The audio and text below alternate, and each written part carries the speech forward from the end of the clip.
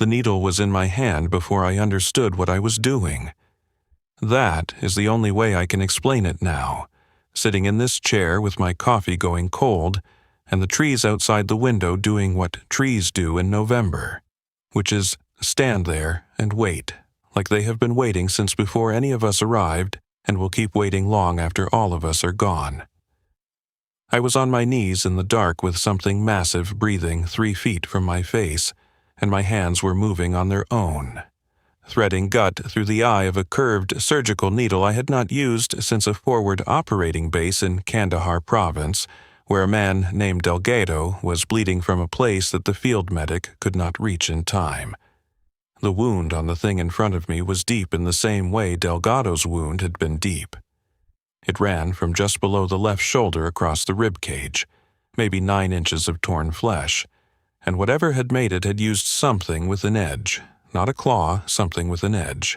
The margin of the cut at the top was too clean for a claw, which does not cut, it tears, and this had been made by something that understood the difference. I did not ask questions that night. I did not have the luxury of questions. What I had was a bleeding animal that could have taken my head off with one movement, and had not. And I had the needle, and I had the gut, and I had a flashlight wedged between my back teeth, casting a wobbling circle of yellow light on a wound that needed closing before the cold finished what the blade had started. What it did the following morning, I still cannot put into words that feel like they are doing the moment justice. I have tried. Lord knows I have tried. I have sat with that morning in my mind for 11 years now, turning it over the way you turn a smooth river stone over in your palm, looking for the angle where the light catches it and shows you something you have not seen before. I have not found that angle. All I know is that it happened, and that I was there, and that I have never told a single living person until now. My name is Robert Bowman. I am 67 years old. I spent 22 years in the United States Army, most of them in places where the maps had deliberate gaps and the rules of engagement changed depending on which way the political wind was blowing that week in Washington. I came home from that the last time in 2007, and I spent 4 years trying to live in the world that other people live in, the world with grocery stores and neighborhood associations and the expectation that you will have opinions about sports teams, and I found that I could not do it. Not because I was broken in the way that people assume veterans are broken, though I will not pretend I came home whole. I could not do it because the world had become something I did not recognize as worth the effort of pretending to recognize it. My marriage ended in 2009. There were no children. That was the one mercy in it. I moved to this property in late October of 2011. 43 acres of mixed timber in the northern Cascades, a section of land that had been logged once in the 1940s and left to recover, and had been recovering ever since into something dense and dark and alive in the way that recovering land gets alive, which is messy and complicated and not particularly interested in human aesthetics. There is a creek on the eastern edge that runs cold even in August, and there's a ridge running north to south on the western side that blocks the worst of the January wind.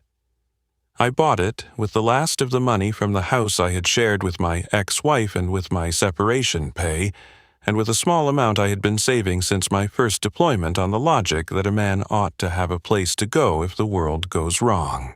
I built the cabin with help from a man I found through a classified advertisement, a carpenter named Walsh who had his own reasons for working cash jobs in remote locations, and whom I did not question about those reasons in exchange for him not questioning mine. When the roof was on, and the wood stove was in, and the water line from the creek was running, I gave Walsh the remainder of what I owed him, and I drove him to the Forest Service road where his truck was parked, and I shook his hand, and I have not spoken to another human being for any significant length of time since.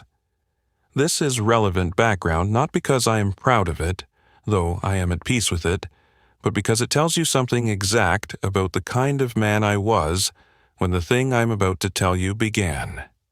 I was not a man who was looking for a relationship. I was not a man who had a space in his life for something unexpected. I was a man who had decided, with full information and without regret, that the world as constructed by other people was not a world he could inhabit, and that the correct response to this was to build a smaller, more manageable world, in 43 acres of recovering timber, and to tend it carefully and live in it quietly, until such time as he was no longer required to live anywhere. I had my routines. I had my woodpile, and my garden, and my rifle, and my schedule. I had the creek and the ridge, and the silence that sits on this place in winter like a physical weight, a silence so complete that you can hear your own blood moving. I had been on the property for 8 months before I found the first one. It was June of 2012, the kind of June morning in the northern Cascades that makes you understand, in a bone-level way that no words can fully convey, why people who live in climates without real winters build entire religions around the return of the sun. The light that comes back in June up here is not the same light that goes away in October. It is warmer and more direct, and it lands on the wet bark of the firs and the new growth of the underbrush with a quality that I can only describe as intention, as if the light itself has somewhere specific to be and is pleased about going there. I had been out since 5:30, working on a line of fence posts along the northern edge of the property, which backs up against a large section of national forest that gets no real foot traffic except for 2 weeks in September and October, when the elk hunters come up from Seattle and Tacoma and set up their wall tents and their camp stoves. I had the post driver in my hands, and I was working in that particular kind of physical autopilot that comes from doing repetitive labor in silence, the rhythm of it taking over the forward part of your brain and leaving the rest of you free to simply exist. Drive, set, move, drive, set, move. The sound I heard stopped me in the middle of a stroke. I want to be deliberate here, because I know how this part sounds, and I know what people assume when a man who lives alone in the mountains says he heard something in the trees that he could not identify. I have been in the woods my entire adult life.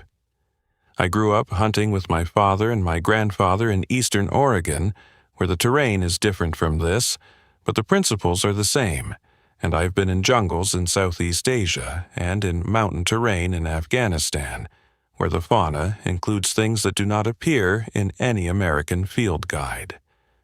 I know what a black bear sounds like when it is hurt, that particular hollow moaning that carries farther than you expect.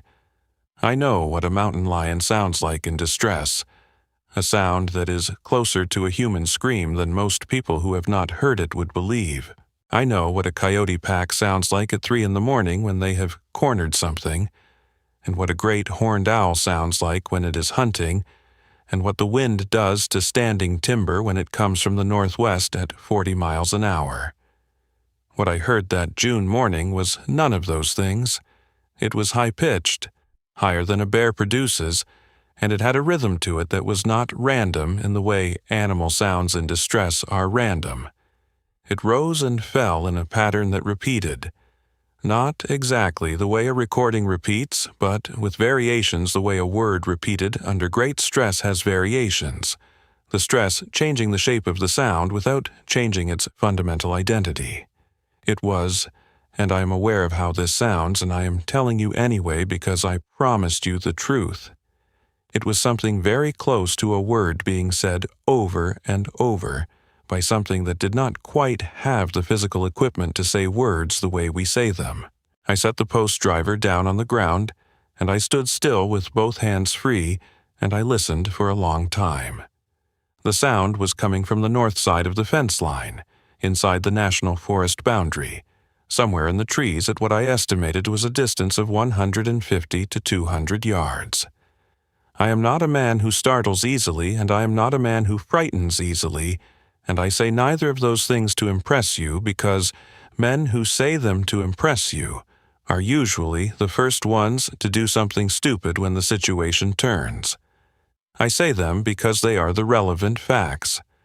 I picked up the post driver not as a post driver but as a weapon, the way you pick up the nearest heavy object when you are entering terrain where the variables are not yet known to you.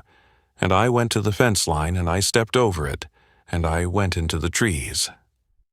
It took me 15 minutes of careful movement to find it.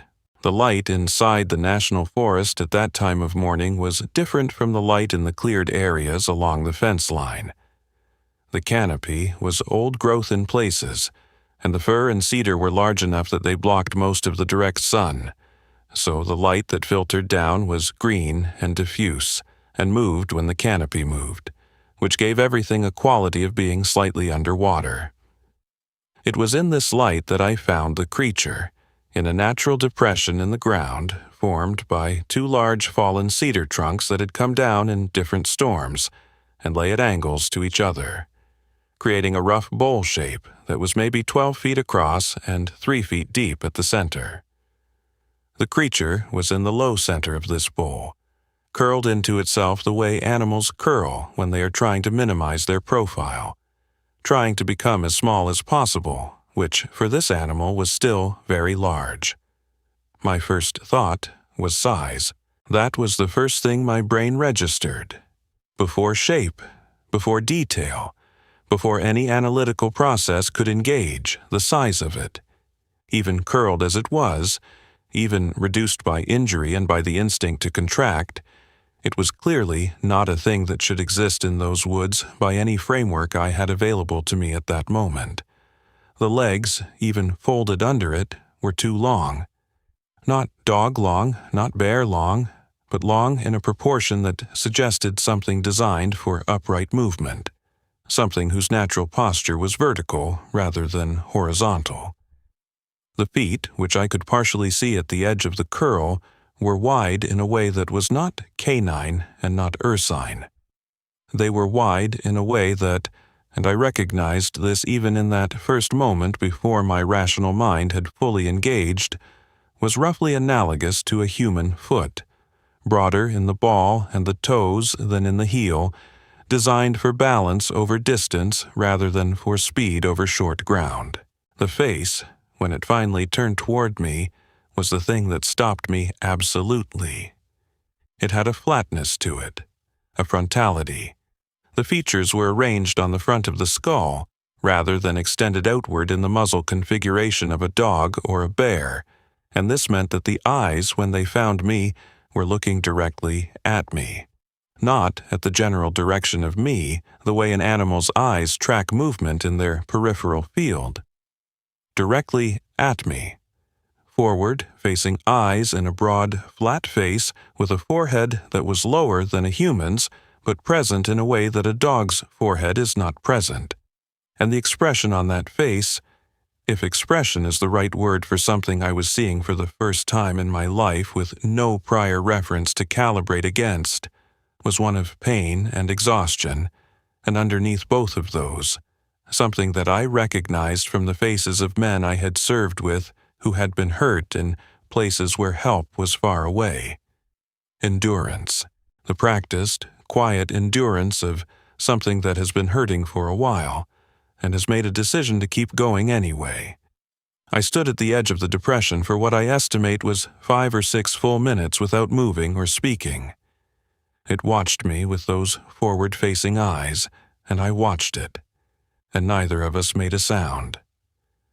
The sound it had been making when I was at the fence line had stopped the moment I came into its line of sight, replaced by a breathing that was wet and labored in a way that told me it was hurt somewhere below the surface, somewhere in the chest or the abdomen, somewhere that the effort of drawing air was meeting resistance. I did not move toward it. I have enough experience with wounded animals, domestic and wild, to understand that the wounded are not necessarily the most aggressive by nature, but they are the most dangerous in practice, because pain strips away every layer of consideration except the fundamental one, which is survival. And survival when you are hurt and cornered means threat elimination. Moving toward a wounded animal of unknown capability in a confined depression with no clear exit is how men get killed in situations that seem, in retrospect, entirely avoidable.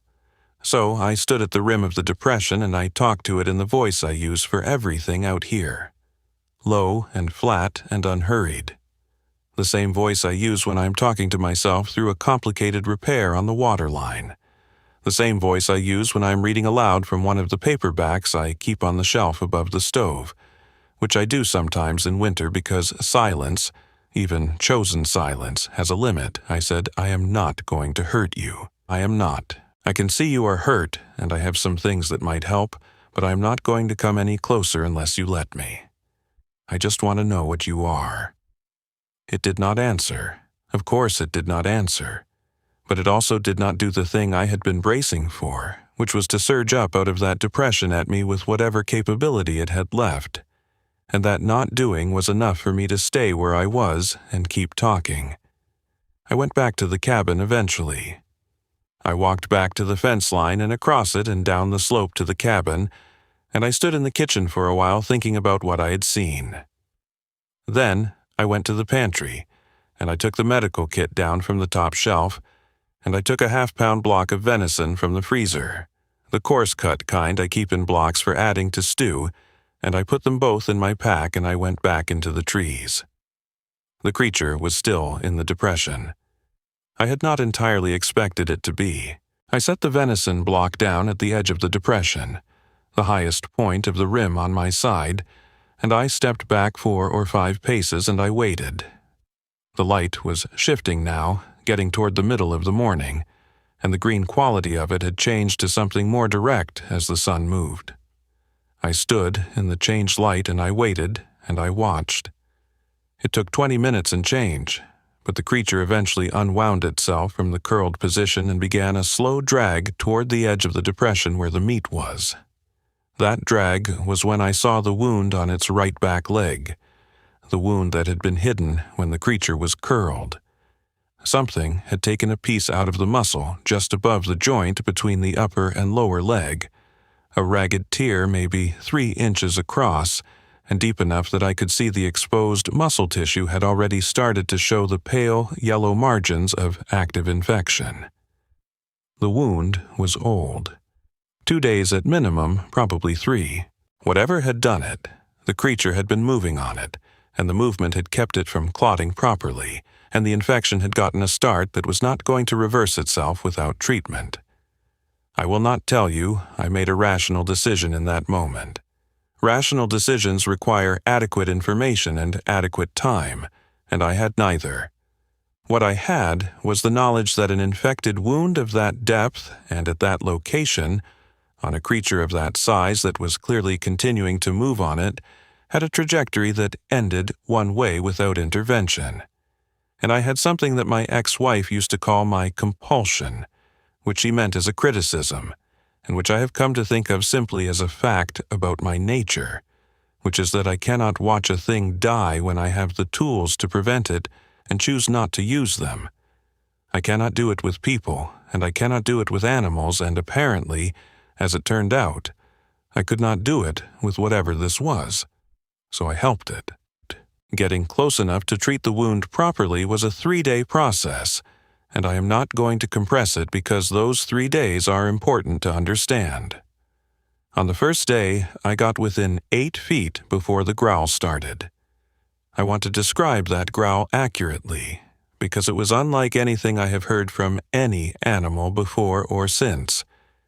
It was deep in a way that I felt in my sternum and in my back teeth before I consciously registered hearing it.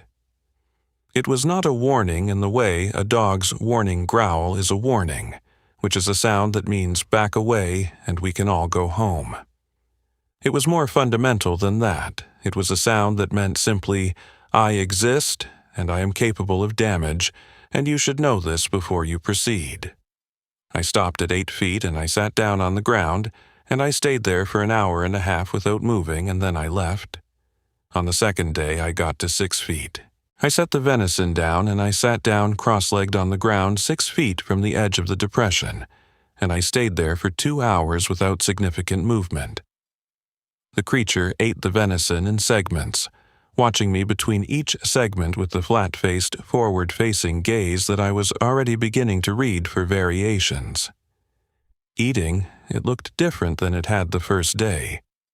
The pain was still in the posture, the heaviness in the injured leg, but the acute tension had reduced slightly. I talked intermittently, not at the creature exactly, more at the air between us. I talked about the fence posts I was working on and about the creek level, and about a porcupine that had been working on one of the cabin's foundation logs. I talked about nothing of any particular importance, because the content was not the point. The voice was the point. The continued low, unhurried voice of something that was not a threat. On the third day, I sat at the edge of the depression from approximately 6:30 in the morning until the light began going in the late afternoon, and by the time the last of the good light was gone, I was close enough to extend my arm and touch the wound if I had chosen to. I did not choose to on that day. I simply established the proximity and let it exist, and then I went home. On the fourth morning, I brought the medical kit with me. The infection was more advanced than I had hoped. When I cleaned the wound, which the creature allowed with a stiffness in the body and a sustained deep sound that was not quite a growl, and not quite the sound from the first day, somewhere between the two, I found that the yellow margins were extensive, and that there was warmth radiating from the tissue around the wound that was not from the ambient temperature. I irrigated it with saline from the kit and packed it with the antibiotic paste and wrapped it with the gauze, and the whole time I worked I talked in the flat, low voice about nothing in particular. The creature's eyes tracked my hands throughout. Not the jerky tracking of an animal following movement as a potential threat. A slower, more deliberate tracking that attended to what the hands were doing rather than simply where the hands were. The distinction matters. I noticed it and I filed it, and I did not yet know what to do with it. I named the creature Ajax on the walk back to the cabin that afternoon. The name arrived fully formed, the way names sometimes do, without a deliberate process. Jax was the Greek warrior who could not be defeated in direct battle, who was brought down not by an opponent who could beat him honestly, but by forces working at an angle he could not see or defend against. Madness and betrayal, and the incomprehensible caprice of gods who had favorites. There was something in the posture of this injured creature, even wounded and hobbled and lying in a depression in the ground 200 yards into a national forest, that was fundamentally undefeated. It had been hurt badly enough to be incapacitated, and it had survived, and it had kept itself alive, and it had chosen, when a human appeared at the rim of the depression, not to commit everything it had left to attack. That is a kind of strategy. That is a kind of intelligence. Ajax seemed right. I said it out loud the first time on the 5th day, when I was doing a follow-up cleaning of the wound. I said Ajax while I was working, and the creature turned its head toward the sound with a precision and immediacy that was not a coincidence, not a response to a random noise, a response to a specific sound that carried meaning. I noted this, and I said nothing to anyone, because there was no one to say anything to, which is one of the conditions of the life I have chosen. I discovered the second one on the 6th day. I had been leaving 2 blocks of venison each visit, one as a working supply for the days between visits and one for the immediate feeding. And on the 6th day I set the 2 blocks down at the rim of the depression as I always did, and Ajax moved toward the nearer one, and I was watching Ajax eat when I noticed that the second block was gone. Not knocked over, not rolled by the wind. Gone, as in something had taken it from the rim of the depression while I was focused on Ajax. I looked up with the specific controlled deliberateness of a man who does not want to make a fast movement in proximity to large animals he does not fully understand, and at the tree line, perhaps 25 to 30 feet north of the depression, there was another one. It was bigger than Ajax in every dimension, broader across the shoulders by a significant margin, taller from what I could assess of it in the trees by perhaps 8 or 10 inches. Where Ajax had the quality of something young and not yet fully settled into its final size, this one had the quality of something that had arrived at what it was going to be, and had been there for some time. It stood in the partial shade of the tree line, and it watched me with an expression that I have described since to myself, in the many times I have replayed that moment as professional. Not hostile, not curious in the way Ajax's watching was curious, evaluative. The way a senior soldier watches a new man handle himself in an unfamiliar situation, making calculations about competence and threat and reliability simultaneously, reaching conclusions and filing them away for later reference. I named the second one Goliath because my naming instinct, as I have already established, runs to the biblical with these animals, and because Goliath was the largest man anyone in the relevant cultural tradition had been able to imagine, and this animal was, in its scale and presence, the physical embodiment of the idea of largeness. I estimated him at 7.5 feet tall when fully upright, closer to 8 on the mornings when I saw him move through open ground, which was rare. He preferred the tree line. He preferred the 30-foot distance. He came no closer to me in those first weeks, and he showed no interest in doing so, but he also did not leave, and the dynamic between him and Ajax was legible from the first day I saw them together, which was not long after the 6th day. They were bonded, not in the way of two animals who happened to share territory, in the way of two individuals who have made a decision about each other that has become the structural fact of their existence. Goliath was the perimeter. Ajax was the relationship. That is the simplest way to say it, and also the most accurate. Ajax healed through July and into August. The leg wound, which I dressed every 2 or 3 days through the first 3 weeks, closed cleanly and without complication that I could observe, the infection clearing faster than I had expected given how established it had been when I first treated it. By the middle of July, Ajax was bearing full weight on the leg, moving without the compensating hitch in the gait that had been visible in the first weeks. By the end of July, when I went to finish the fence post work I had abandoned in June, Ajax appeared at the tree line about 20 minutes into my work and maintained a position roughly 15 feet behind me for the rest of the morning, not following in the way a trained dog follows, shadowing, choosing to be in proximity without closing the distance to something that would require an acknowledgement from either party, present, watching, there. I noted this, and I continued to drive posts. Before I tell you about the pine branch, I want to tell you about the rules, because the rules matter enormously for what comes later and for how I think about what happened. I did not tell myself that Ajax or Goliath were safe. I am not a man who tells himself comfortable things about uncomfortable realities, or at least I try not to be that man, and I knew from the first week that these were wild animals of substantial physical capability, whose inner lives I could not access, and whose behavior I could not fully predict. What I built instead of comfort was structure. 4 rules that I followed without deviation. Rule 1, I never approached them. The initiative for closing distance was always theirs. Always. Rule 2, I never fed them by hand except in the specific medical circumstances of the first weeks, and once that period ended I left food at the rim of the depression, and later at the tree line, and I stepped back before they came to it. Rule 3, I never went looking for them after dark. They were creatures of the night in ways I could hear but not see, and I treated the hours between sunset and sunrise as their time, as territory in the temporal sense that I had no business entering. Rule 4, I never went into the northern range unarmed. Not because I believed a rifle would stop something of Goliath's size and capability if Goliath decided to act. I did not believe that. I carried the rifle as a psychological instrument, a tool for preventing the complacency that comes from proximity and familiarity, and that has gotten more than one competent person killed. These rules I followed without exception, every day, for years, always, always.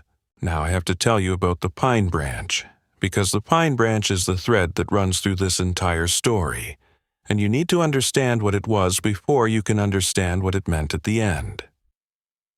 There is a pine tree on the eastern edge of the property, set back from the creek bank, maybe 30 feet, that lost a low branch in a winter storm during my second year on the property. The branch came down clean at the base in a way that left a stub of about 18 inches protruding from the trunk at approximately chest height, and the branch itself, which was a little over 6 feet long and perhaps 4 inches in diameter at the base, lay on the ground at the foot of the tree. I intended to move it to the woodpile eventually, which is where fallen wood goes on this property because wood is fuel, and fuel is survival, and nothing that burns goes to waste. But I did not move it immediately, and in the months before I did, during that winter and through the early spring, I fell into the habit of sitting on it when I came to check the creek level in the mornings, which I did every day because the creek is my water supply, and its level tells me things I need to know about the snowpack on the ridge and the saturation of the ground upstream. One morning, in late March of that second year, I came down the slope toward the creek, and I saw Ajax at the branch before I was fully out of the trees. Ajax had been appearing near the creek in the mornings for several months by then, usually at a distance, usually in motion, passing through rather than stopping. This morning, Ajax was not in motion. Ajax was sitting on the branch, not perching on it the way a bird perches on a wire, and not lying across it. Sitting on it the way I sat on it, upright, weight distributed evenly, the long arms resting with the forearms across the knees, the posture relaxed in the specific way of something that has found a comfortable position and settled into it. I stood at the edge of the tree line and looked at this for what was probably 3 or 4 minutes, because it required looking at. Ajax turned and looked at me, not with surprise, with acknowledgement, the creek water eyes finding me and saying, in whatever language those eyes spoke, that my presence was noted and was acceptable. I walked to the branch and I sat down on the other end of it. Ajax did not move. I did not move. The creek ran in its cold, efficient way, and the light came up through the trees, and we sat on the branch together for perhaps 40 minutes before Ajax stood and moved off into the trees toward the north. I sat there for a little while after, watching the creek, and I felt something that I had not felt in a long time, which was the specific and unremarkable comfort of being in the presence of another living thing that does not require anything from you. I went back to the cabin, and I made a second cup of coffee, and I stood at the kitchen window looking at the trees, and I broke a small piece of bark off the end of the branch that I had carried back in my jacket pocket without thinking about it, and I put the piece of bark in the coffee can on the windowsill where I keep the small significant objects of my life, the rifle shell from Kandahar, the button from my discharge jacket, the quartz from the first morning on the property, and I put the bark in among them, and I went about my day. The branch became a thing between us. I want to describe this carefully, because there is a version of it that sounds like something from a story someone made up, and I want you to understand that it was not that. It was not a scheduled meeting or a ritual that I designed or a behavior I trained. It was something that developed on its own momentum, the way the real and durable things in a life develop, which is without announcement and without intention, and usually without you noticing until it has already been there for some time. Ajax would appear at the branch on certain mornings, not every morning, not on any schedule I could discern, but when I came to the creek and Ajax was there, I sat down. When I came, and Ajax was not there, I checked the water level and went back to the cabin. There was no ceremony to it. There was no need to make it into more than it was, which was simply 2 different kinds of creature sitting in the same place in the morning. because it turned out that was a thing they both did. Now, I should tell you about the years that followed, because the years are where the emotional truth of this story lives, and I'm not going to rush them for the sake of getting to the dramatic parts faster. The dramatic parts land harder if you understand what they were interrupting. The third year was the year I understood fully what I was dealing with. Ajax had by this point filled out to what I believed was full adult size, somewhere around 6 feet 4 inches in height when upright and approximately 250 pounds, though I never got a scale measurement, and these estimates are based on visual comparison to my own 6-foot frame and to large men I have known. The physical similarity to a human being in terms of overall proportion was something I had been aware of from the beginning, but that I allowed myself to be more direct about in the third year, once the initial strangeness of the situation had settled into something more like familiarity. The hands were the most striking specific feature. Long, with fingers that could grip in the way that hands with opposable thumbs grip, and when Ajax picked up an object, a piece of wood, a stone, a block of food, the grip was not the clenching grip of a paw, but the considering grip of a hand, the fingers arranging themselves around the object in a way that assessed it before committing to a hold. In the third summer, Ajax began bringing things to the branch. Not gifts, exactly. The word gift implies an intention toward the recipient that I cannot verify. But Ajax would appear at the branch on certain mornings with an object, a particular stone from the creek bed, a piece of bark with an interesting pattern of lichen, once a large primary feather from what I identified as a great blue heron, and would set the object on the branch between us. Not extend it toward me. Not present it, just set it there, in the space between where Ajax sat and where I sat, as if placing it in a shared territory.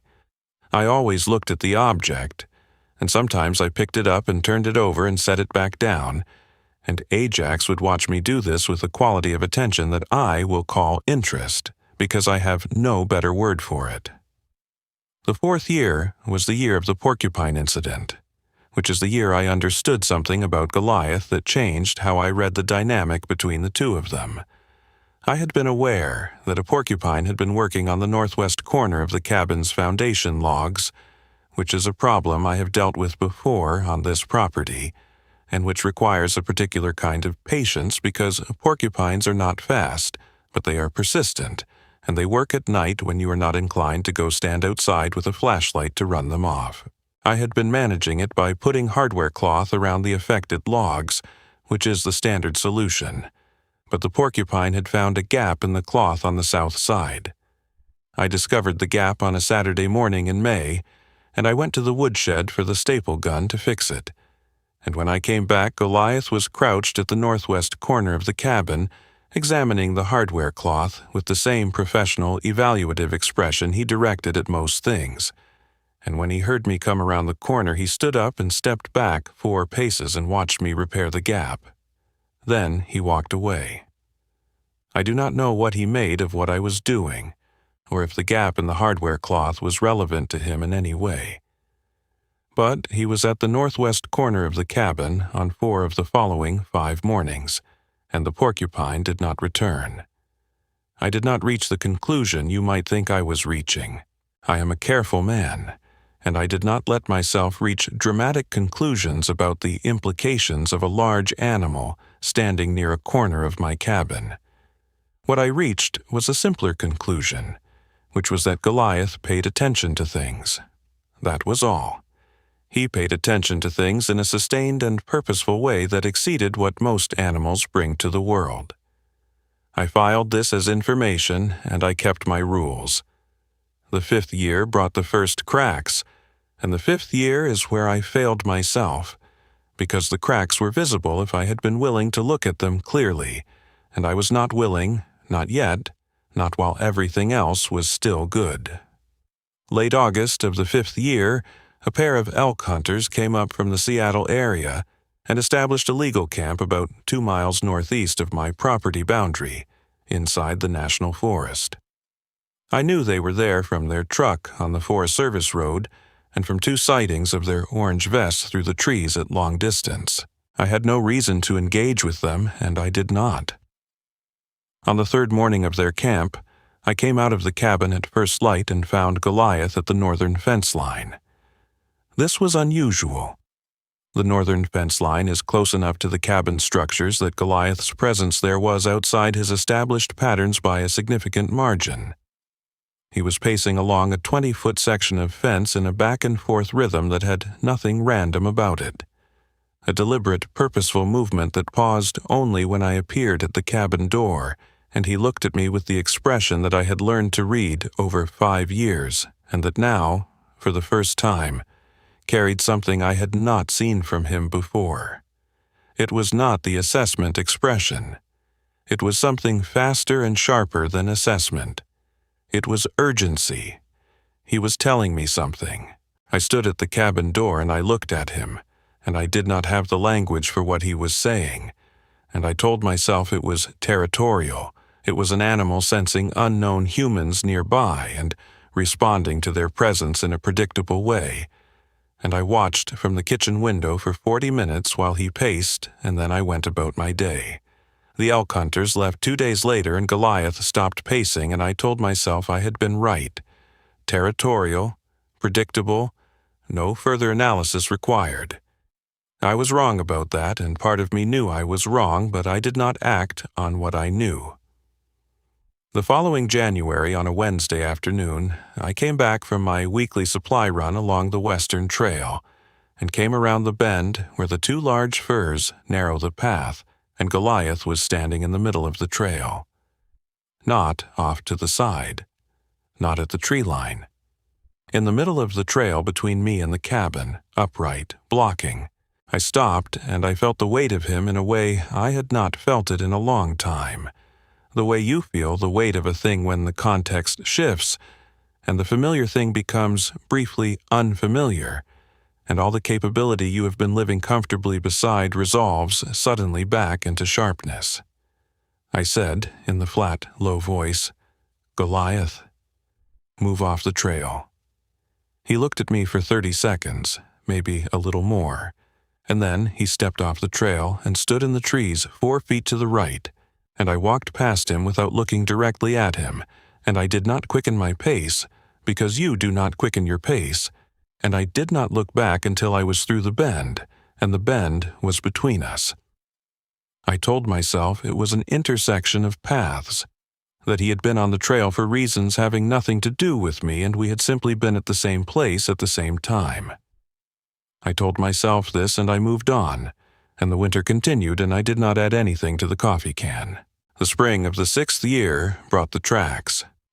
3 weeks before the night of the wound, on a Saturday in May, when the morning was cold and bright, and the previous week's snow was still on the north-facing slopes of the ridge, I found tracks on the northern edge of the property that did not belong to Ajax and did not belong to Goliath. The size was comparable to Goliath's, the foot approximately as large, but the gait pattern was wrong for him, and the depth of the impression in the partially frozen ground suggested a weight distribution that was different, more forward, more aggressive in the lean of the stride. They had come in from the northeast, across the fence line at the corner post, and they had circled in a wide arc around the tree line area where I left the food, maintaining a distance from it of approximately 40 feet, and they had gone back out the way they came. Whatever it was had been there at night, watching the food site, and had not approached it, and had left before morning. I stood over those tracks for a long time in the cold May morning, and I felt something shift in the space behind my sternum in a way that I recognized from the war. A physical sensation that precedes a threat assessment you do not yet have the information to complete. A readiness, waiting for its object. I followed the incoming tracks back to the fence line, and I followed the outgoing tracks as far as the Forest Service road, where I lost them on the gravel. And I went back to the cabin, and I sat at the kitchen table for a while, without doing anything productive. And then I went about the rest of my day. The following Thursday, Ajax did not come to the branch. I need to describe what I mean precisely, because Ajax not coming to the branch was not unusual. There were many mornings over 4 years when Ajax did not come. What was unusual was this. I saw Ajax moving toward the creek from the kitchen window at approximately 6:15 in the morning, which was the normal time for the normal approach. I watched Ajax come down the slope from the north tree line toward the creek, moving in the normal way, the unhurried ground-covering stride. Ajax reached the branch and stopped.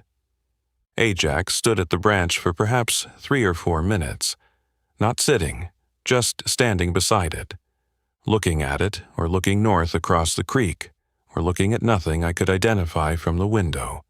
Then Ajax turned and walked back up the slope and into the trees without sitting and without looking toward the cabin. I stood at the kitchen window for a long time after the trees took the shape.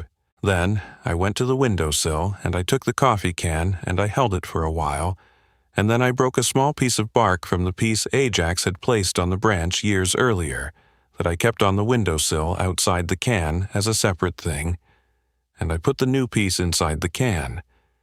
I did not understand why I was doing this at the time. I understand it now. I was marking a before. The wound was on a Friday night. I know it was a Friday because I had made the supply run on Wednesday, and I had spent Thursday repairing the south gate on the garden fence, and I had gone to bed on Friday night at 9 o'clock with the stove banked and the rifle on the hook by the door, and no presentiment of anything, which I now understand was not a failure of perception, but simply the truth that some things arrive without announcement, regardless of how long you have been in their vicinity, and how well you think you understand the terrain. I woke at 2:17 in the morning. The sound that woke me was the sound of something large and heavy making contact with the north exterior wall of the cabin with significant force. Not an impact from a collision in motion, not the sound of something running into the wall by accident or momentum. A single heavy contact, the way something leans into a wall when it needs the wall, when the wall is the thing between it and falling. I was out of the bunk and had the rifle in my hands before I was conscious enough to have decided to get up, which is one of the things that 22 years of waking up in forward operating bases and patrol bases in places where sounds at 2 in the morning had consequence does to a person's nervous system. You stop needing to decide. The body decides while the mind is still coming online. I stood with my back against the interior of the north wall, and I listened.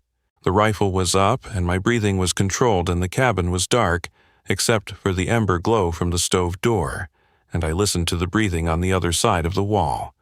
It was Ajax. I know how that sounds. I know that identifying a specific animal's breathing through a log wall in complete darkness, based on familiarity, sounds like something a person says when they are trying to convince you of something. I am not trying to convince you of anything. I am telling you what happened. Ajax and I had been in close physical proximity for 5 years, and the breathing of that particular animal was as specific and recognizable to me as the sound of the creek, or the sound of the stove, or any other sound that has been part of the texture of my daily life for years. The deep exhalation with its slightly rough quality, the timing of it. It was Ajax, and it was labored in a way that changed the sound from the familiar to something else, something that cut through the remaining distance between sleep and full consciousness in one stroke. I went out the front door and came around the north side of the cabin with the flashlight in my left hand and the rifle in my right. Ajax was on the ground against the wall. The wound was what I told you about at the start of this. 9 inches of torn flesh running from below the left shoulder across the ribs, deep enough that when the flashlight beam found it, I could see the margin where the flesh had separated and the tissue below was exposed. Something had made this wound with an edge. I was certain of that in the first second the light found it. The upper margin of the cut was too clean for a claw, which does not cut cleanly. This was the work of something that cut, deliberately and with force. I did not ask what. I did not have time to ask what. I had a wound that needed to be closed and a creature that had come to my wall in the middle of the night to be near something it trusted, and those were the two facts that were relevant to the next 2 hours. I went back inside for the medical kit. The full one, the comprehensive one with the curved surgical needle and the gut suture and the antibiotic irrigation solution, and the lidocaine and the forceps and the hemostats and the gauze rolls. I brought the lantern, too, because the flashlight between my teeth was going to be inadequate for the sustained, close work of suturing a wound of that length. I set the lantern on the ground beside Ajax, and I opened the kit, and I threaded the needle, and I talked in the flat, low voice the entire time, telling Ajax what I was about to do the way you tell a person who is conscious but in shock what you are about to do. Because the voice is doing something that the words are not doing. The voice is saying, "You are not alone in this. I am here. I am going to help." Ajax did not move. Not when I administered the lidocaine around the wound margins as best I could from a kit designed for a human body. Not when I irrigated the wound with saline and the cold solution ran along the ribs and dripped onto the ground.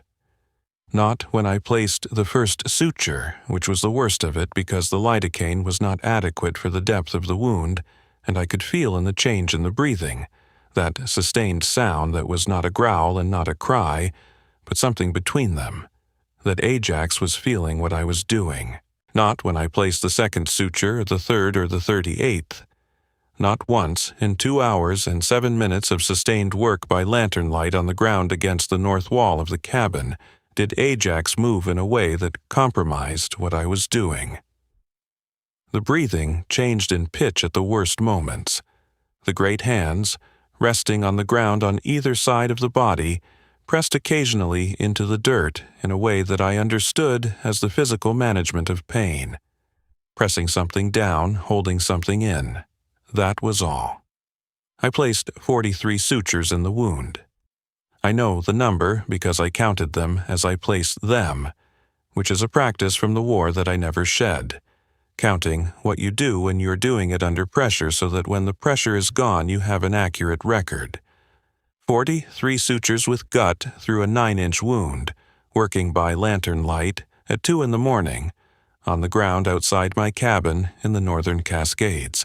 When the last one was placed and the wound was dressed and the antibiotic paste was in, and the gauze was secured with the medical tape that I knew would not last long given the location and the fur, I sat back on my heels and I put the needle and the forceps back in the kit and I said, "That is the best I can do."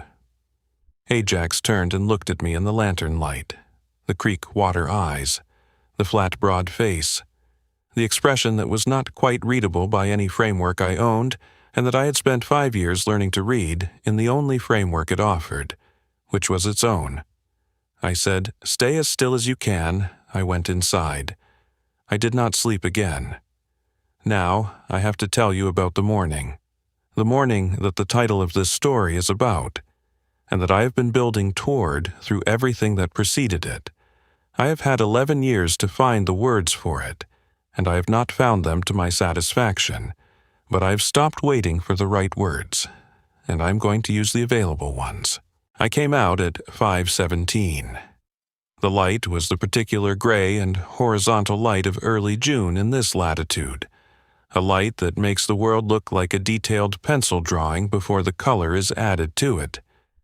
I came around the north side of the cabin with my jacket and my coffee, and my expectation that Ajax would be where I had left Ajax, on the ground against the wall, because 43 fresh sutures in a wound of that depth on a wound site that crosses the rib cage is not compatible with standing, let alone with moving any significant distance.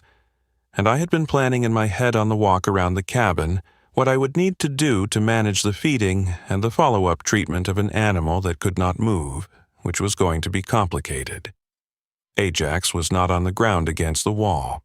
I stopped at the corner of the cabin, and I looked at the place on the ground where Ajax had been, and the place was empty except for the depression in the dirt and the dark stain of the night's blood. I looked up. Ajax was standing at the branch. standing at the pine branch by the creek, in the gray drawing pencil light of the early June morning, upright, weight distributed, facing the cabin. The wound was there, the dressed wound with its inadequate tape already lifting at one corner, and it should not have been possible for Ajax to be standing at that branch on those 43 sutures less than 3 hours after the last one was placed. It was not possible by any framework I had for understanding the physical recovery parameters of large mammals. And yet, there Ajax was, standing, and in the right hand, which I can only call a hand, which I have only ever been able to call a hand, was a piece of pine bark the size of my open palm, broken clean from the exposed end of the branch stub where the storm had taken the original branch years before. Holding it, extended slightly, not toward me specifically, not offered in the way you offer something to another person with your arm extended and your eyes on theirs. Just held, present, available. I walked to the branch. I sat down on it. Ajax sat down beside me, slowly, with the care of something managing a significant pain, and the sound of the sitting was the sound of effort and endurance. Ajax placed a piece of bark on the branch between us, in the space that was always the space between us, and withdrew the hand and rested both hands on the knees. The creek ran. The light came up through the trees in the slow, inevitable way that light does when you are sitting still enough to watch it happen. The birds started, one by one, adding their specific voices to the air. We sat on the branch for a long time, and I did not say anything, and Ajax did not say anything, and neither of us needed to. That piece of bark is in the coffee can on the windowsill. It sits on top of the piece from the night before the wound, and that piece sits on top of the first piece from the first morning we sat on the branch together. And those 3 pieces of bark sit on top of everything else in the can. The Kandahar shell, and the discharge button, and the quartz, and the years of small accumulations of significant ordinary mornings. 3 pieces of bark from one branch. A beginning, a wait, an end. What came after was the breaking, and I promised to tell it plainly. When the light was full that morning, Goliath was not at the tree line. I noticed his absence as I walked back to the cabin, and I told myself he was sleeping somewhere in the northern range and would be visible by afternoon. By afternoon, he was not visible. By the following morning, he was not visible. On the second day after the wound, I went to the northern fence line, and I followed it east to the corner post where the unknown tracks had crossed 3 weeks prior. And I found Goliath's tracks going north. Old enough that he had been moving since before the night of the wound. Old enough that he had been gone since before Ajax had come to my wall. Whether Goliath made the wound, whether the unknown animal made the wound, whether there had been a confrontation to the north that preceded Ajax's arrival at my cabin wall, I cannot tell you. I followed Goliath's tracks to the Forest Service Road, where I lost them, and I followed the unknown tracks in the area north of the fence line, and found evidence in the disturbed ground and the broken undergrowth of something that had moved fast and violently through that area. But I could not reconstruct what the something was. I have spent 11 years not being able to reconstruct it, and I have arrived at the conclusion that it is one of the things I am not going to know, and that I have to hold it as a question rather than an answer because the answer is not available. Ajax stayed. Through that June, and through the summer and into the fall of that year, Ajax was present, healing, changed in the ways that things that have been badly hurt and have survived are changed. More deliberate, less inclined to range. The mornings at the branch were frequent, nearly daily, and I was there for them. The wound healed with the same accelerated efficiency as the original leg wound, the suture line closing over, and the flesh knitting in a way that told me these animals carried some biological advantage in recovery that I had no framework to explain. By August, there was a scar. A pale road across the dark fur of the left side, visible in morning light at the right angle. I could see it clearly on the mornings at the branch, and I looked at it the way you look at a scar on something you love, which is with a complicated mixture of relief and grief. Relief that the thing survived, and grief that the surviving left a mark. October came, and the light changed to bronze, and the leaves that were still on the birch and the alder along the creek caught that bronze light and gave it back changed, and the mornings at the branch were cold enough that my breath was visible, and occasionally Ajax's breath was visible too, and we sat in our 2 clouds of breath and watched the creek run in the bronze light. The last morning was a Tuesday in the 2nd week of October. I know it was a Tuesday because I do my supply run on Wednesdays, and I remember thinking on that walk home from the branch that I needed to add something to the supply list. I came to the branch, and Ajax was there, and I sat down, and we sat in the way we had been sitting for years, in the space between us, the specific quality of a shared silence that has been built up over time and has its own weight and texture. Ajax left before the light was fully up. Not with any ceremony, not with a backward look, which animals do not do the way we imagine they do. Ajax stood up from the branch, slowly, with the care for the scar that had become habitual, and walked north up the slope toward the tree line and into the trees, and I watched the shape of Ajax move through the trees until the trees took the shape completely, and there was only the trees. I went back to the cabin, and I made more coffee, and I stood at the window, and I waited for the familiar shapes to appear at the tree line, which is what I always did on the mornings when the branch time ended, a habitual checking of the tree line that I had never consciously designed and never consciously discontinued. The tree line was empty that morning. I stood at the window until the coffee was cold, and the tree line was still empty, and I told myself this was just an October Tuesday, and tomorrow would be different. Tomorrow was not different, nor the day after, nor the day after that. Ajax did not come back. I want to be precise about what the following weeks were, because men who live alone in the wilderness with an established routine, and then have that routine removed by something they did not choose, are not immune to the particular gravity of that removal. And I am not going to pretend I handled it with the stoic efficiency I like to imagine I am capable of. I handled it the way anyone handles the loss of something they love that they knew, always, they could not keep, which is to say, badly, and then not as badly, and then more or less normally with the adjustments the loss requires built into the new normal, in ways you stop noticing after a while. I have walked the northern range every year since. Every spring and every fall I walk the boundary and go into the national forest to the north, and I look for tracks, for sign, for the physical evidence of a living animal in known territory. I have found tracks twice in 11 years. Once in the spring of the 3rd year after, when a single set of tracks came in from the northeast, crossed a section of the national forest, and moved west without entering my property. The stride length and the gait pattern were consistent with Ajax. I followed them until they joined a rocky section of terrain where I lost them. Once, 2 winters ago, a different set of tracks came south along the Forest Service Road and turned east and went into the timber.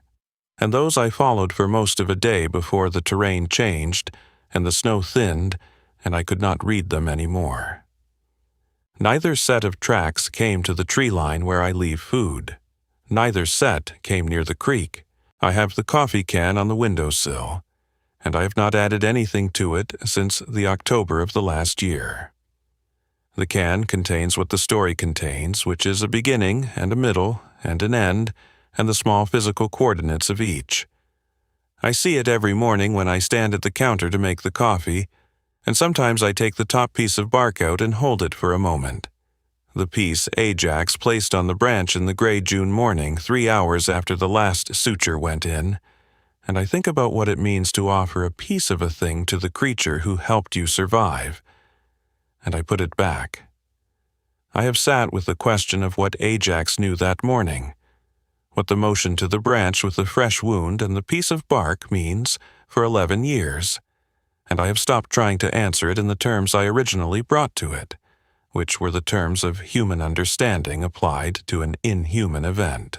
What I have arrived at instead is this: the things that find you in your most deliberate solitude are not accidents, and they are not mistakes.